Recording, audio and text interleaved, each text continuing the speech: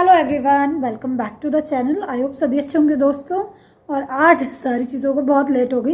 Actually हमारे यहाँ ना पानी का नहीं, लाइट का कट लगा था और लगभग 11:30 से लाइट आई अभी 3 बजे और अभी 3:30 हो रहे हैं। अभी मैं नहा के आई हूँ, इतना लेट हो गया। और आज सबसे बेकार बात ये थी कि चलो मैं पहले नहा भी लेती। गीज़र में थोड़ा बहुत पानी पड़ा हुआ था गर्म, बट मैंने अपने बालों में इतनी चंपी करा ली थी आंटी से, तेल बहुत अच्छे से लगवा लिया था तो वो थोड़े बहुत पानी में निकल ही नहीं पाता है ना। और हेयर ऑयलिंग इतनी ज़्यादा करा ली थी तो पानी भी ज़्यादा सा चाहिए। तो अभी मैं बात लेकर आई हूँ और घर का हुलिया थोड़ा इस तरह से ऐसा नज़र आ रहा है। इन्वर्टर में ना कुछ प्रॉब्लम हो गई और जैसे ही लाइट गई तो वो बोलने लग गया। फिर इन्वर्टर वाले भैया को बुलाया, फिर वो चेक करके गए तो इन्वर्टर में भी चेंज करना पड़े, है ना। तो ये काफ़ी पुराना हो गया है तो बैटरी ठीक है बट इन्वर्टर में प्रॉब्लम है। और इस बार पता नहीं मेरठ में बहुत कट लग रहा है लाइट का सर्दियों में। तो अभी मैं अपने हेयर वॉश करके आई हूँ और अभी इनको ड्राई करूँगी ड्रायर से, क्योंकि धूप तो बिल्कुल चली गई। बस आज धूप आ गई थी, 1-1.5 घंटे की धूप आई होगी। अभी हल्की फुल्की है लेकिन ऐसा नहीं है कि धूप में बैठ सको, ठंडी लग जाएगी। हवा भी चल रही है क्योंकि। और थोड़ी देर पहले मैंने ब्लॉग स्टार्ट किया था तब लाइट आई थी लेकिन कुछ ऐसा हो गया कि फिर मैं ब्लॉग शुरू नहीं कर पाई। कुछ लोग होते हैं ना आपके आसपास, तो चलो कोई बात नहीं। और अभी मैं अपने बालों को सुखाऊंगी। और कल मैं लाइव आई थी तो लाइव में कई सारे फ्रेंड्स आए और उनमें से कई सारे फ्रेंड ऐसे थे जिनका खुद किडनी का प्रॉब्लम चल रहा है और उन्होंने मुझे अपने बारे में काफ़ी कुछ बताया। और मैंने पता एक चीज़ नोटिस करी कल रात जब मैं लाइव आई और उन फ्रेंड्स से मैं बात कर रही थी जिनका किडनी का प्रॉब्लम चल रहा है। एक फ्रेंड है उनका डायलिसिस चल रहा है, उनका अभी किडनी ट्रांसप्लांट होने वाला है। एक फ्रेंड और हैं उनकी दोनों किडनी 70% डैमेज हो गई हैं। तो कई सारे लोग ऐसे थे। लेकिन जैसे देखो मेरा जो टाइम था, पास टाइम आप लोगों ने देखा ही है, जब मैं यूट्यूब पे थी तो उसमें मैं और हस्बैंड कितने घबराए हुए रहते थे, तो सेम उनका हाल था। और मुझे लगता है कि अगर हम कुछ भी ऐसी पॉजिटिव वाइब दे सकें दूसरों को जो उनकी हेल्प कर सके। हेल्प करने का मतलब यही नहीं होता कि आपको कोई फाइनेंशियली हेल्प कर रहा है या खड़े होकर आपके काम में मदद कर रहा है। एक मेंटल सपोर्ट बहुत बड़ी चीज़ होती है और किसी भी बीमारी से लड़ने के लिए मेंटल सपोर्ट ज़रूर चाहिए होता है। तो जब मेरे हस्बैंड की ये जो डायलिसिस चल रही थी, और देखो उस टाइम पे कोविड का बहुत भयानक रूप था, है ना, इंडिया में, और सारे हॉस्पिटल में कोविड के बहुत सारे पेशेंट थे। तो आप देखो कि जब हमने उस टाइम पे लड़ाई लड़ी तो आप भी लड़ सकते हो, है ना। और बहुत सारे लोग ना अपने बेनिफिट के लिए कुछ भी बोलते हैं, यूट्यूब पे आके कुछ भी बातें करते हैं और उससे लोगों को निगेटिविटी मिलती है। उससे लोगों को लगता है कि ट्रांसप्लांट कराने का क्या ही फ़ायदा जब लाइफ बाद में भी ऐसी रहनी है। तो ऐसा नहीं है दोस्तों, लाइफ बेटर होती है। ये आप उस बंदे से पूछो जो उस बीमारी से जूझ रहा है, जो परेशान है, कि वो कितना परेशान है। वो खाना नहीं खा पा रहा, वो उसकी बॉडी ठीक से नहीं चल पा रही है, वो बहुत परेशान है ना। एक एक दिन काटना मुश्किल होता है, लेकिन ट्रांसप्लांट के बाद लाइफ बेहतर होती है ना। आप किसी भी डॉक्टर के चलो डॉक्टर्स का तो हम ये कहेंगे कि डॉक्टर जो ट्रांसप्लांट करने के लिए कह रहा है इसलिए हमें ऐसा कुछ बता रहा है, लेकिन जिन लोगों का ट्रांसप्लांट हुआ है उन लोगों से आप पूछो कि उनकी लाइफ पहले से बेहतर होती है। एक बंदा जो खाना ही नहीं खा पाता, एक मेटालिक सा टेस्ट हो जाता है किडनी पेशेंट का, इतने सारे परहेज होते हैं। लेकिन ट्रांसप्लांट के बाद में कुछ परहेज होते हैं लेकिन इतने स्ट्रिक्ट नहीं होते, काफ़ी आप उससे बेटर कंडीशन में आ जाते हो। तो बहुत सारे लोग ऐसे जो आपको डीमोटिवेट करते हैं, उनकी बातों पे मत जाओ। हर एक की लाइफ जर्नी अलग अलग होती है। बहुत सारे लोग बस अपनी लाइफ की प्रॉब्लम्स को दिखा के आगे बढ़ते हैं, तो उनको देख के आप ये सोचने लगो कि कुछ नहीं होगा, तो ये ठीक नहीं है। और मेरे ख्याल से अपने फ़ायदे के लिए दूसरों को फूल बनाना, दूसरों को बेवकूफ़ बनाना और हर चीज़ की नेगेटिव साइड दिखाना, वो भी ठीक नहीं है।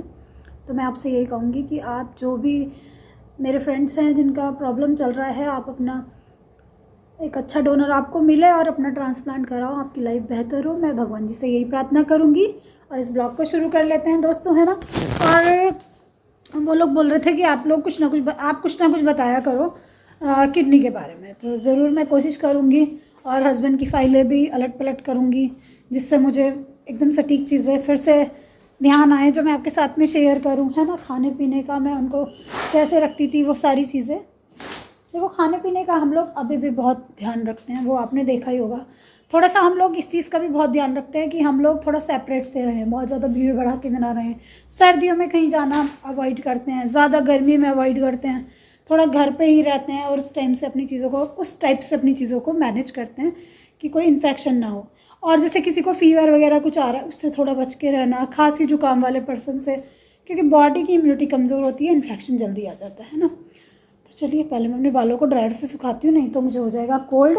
और आज घर बड़ा डिस्टर्ब सा है, क्योंकि टाइम से कुछ चीज़ें ना हो ना तो पूरा दिन गड़बड़ घोटाला हो जाता है, पूरा दिन गड़बड़ हो जाता है। तो अपने बालों को मैं ड्रायर करती हूँ जिससे कि मेरे बाल सूख जाएंगे, क्योंकि इतना लेट तो मैं हेयर वॉश कभी नहीं करती। और अगर ऐसा नहीं होता तो मैं हेयर वॉश छोड़ देती, ऐसे ही बात ले लेती, लेकिन बालों में तेल मैंने बहुत ज़्यादा ही लगवा रखा था। और बालों में चम्पी खूब करनी चाहिए। पता है सर्दियों में हमारे बाल ज़्यादा ख़राब होते हैं, आप नोटिस करना, क्योंकि हम बालों की केयर अच्छे से नहीं करते, हेयर वॉश टाइम पे नहीं होता और चम्पी नहीं होती। इस बार मैंने ये वाली केयरलेसनेस बिल्कुल नहीं की, तो मेरे बाल काफ़ी हद तक ठीक चल रहे हैं।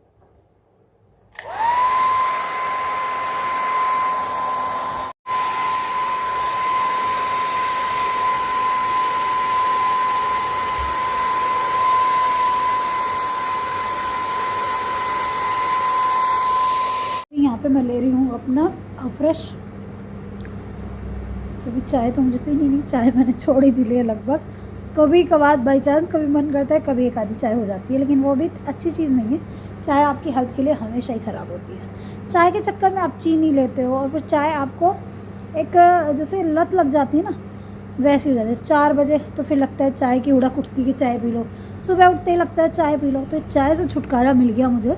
और बहुत सारे फ्रेंड्स पूछ रहे थे कि शिप्रा क्या कर रही हो, बोल रही थी, बहुत सारे फ्रेंड्स पूछे थे कि शिप्रा तुमने क्या क्या कर रही हो।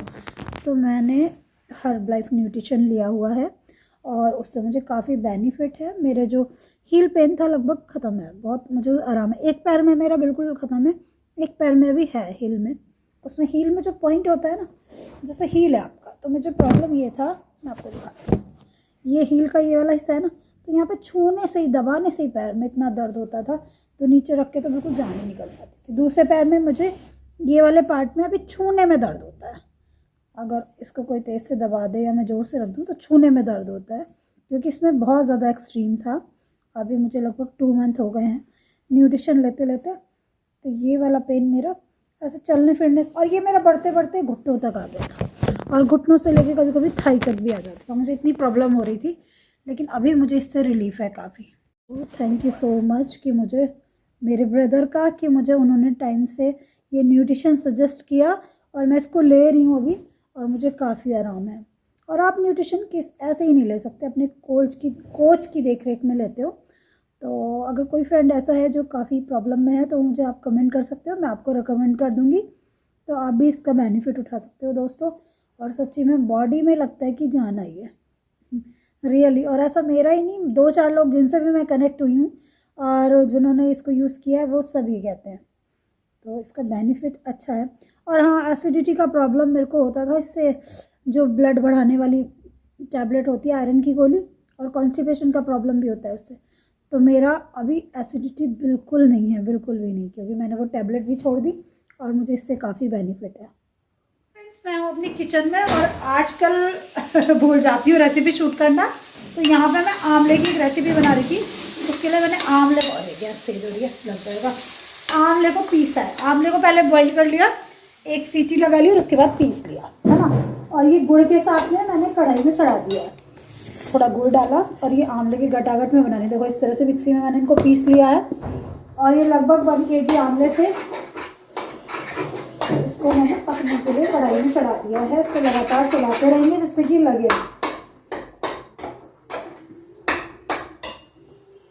तो इसको भी मैं पीस लेती हूँ।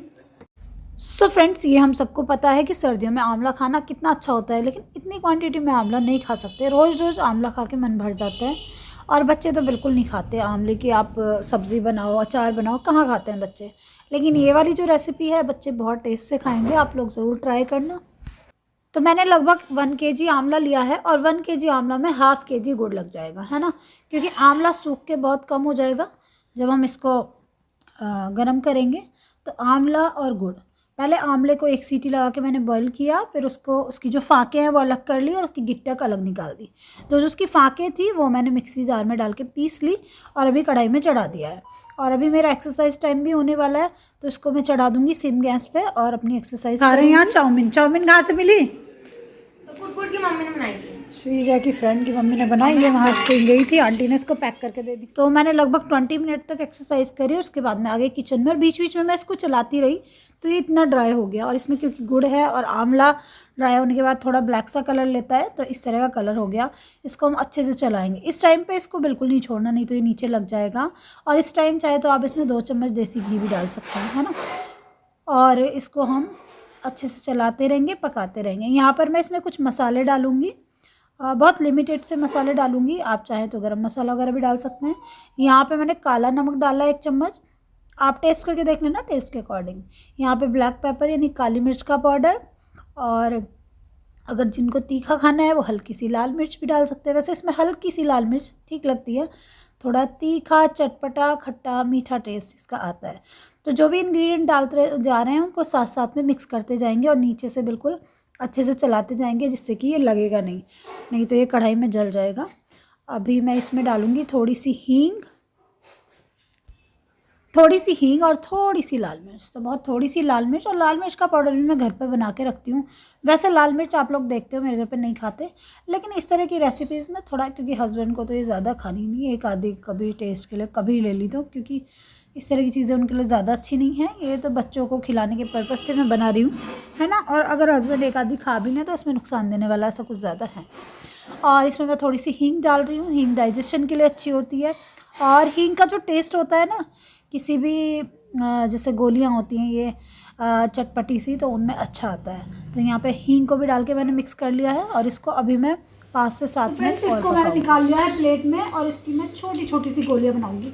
ये छूने में थोड़ा चिपचिपा लगेगा, इसलिए आप थोड़ा सा घी रख सकते हैं, हाथ पे हथेली पे घी लगाओ। ये मैंने काफ़ी सारी गोलियाँ बनाई हैं तो हाथ थोड़ा चिपचिपा हो गया। हाँ, इसको रख के और ऐसे हल्का हल्का आप घुमाओगे तो बड़ी अच्छी सी गोलियाँ बन जाएगी, है ना।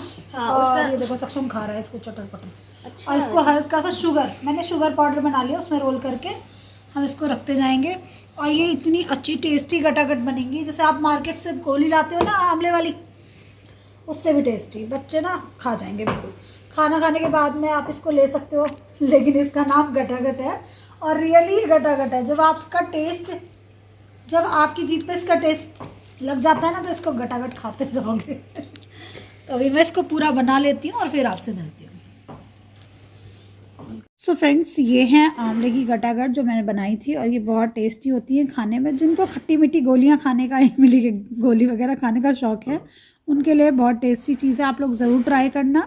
और पीछे थोड़ी सी बर्तनों की आवाज़ आ रही है, उसके लिए सॉरी। तो ये रेसिपी कैसी लगी कमेंट करके बताना, ज़रूर ट्राई करना। बहुत टेस्टी और बहुत ईजी है बनाने के लिए। और थोड़ा शुगर पाउडर मैंने ऊपर से भी छिड़क दिया था।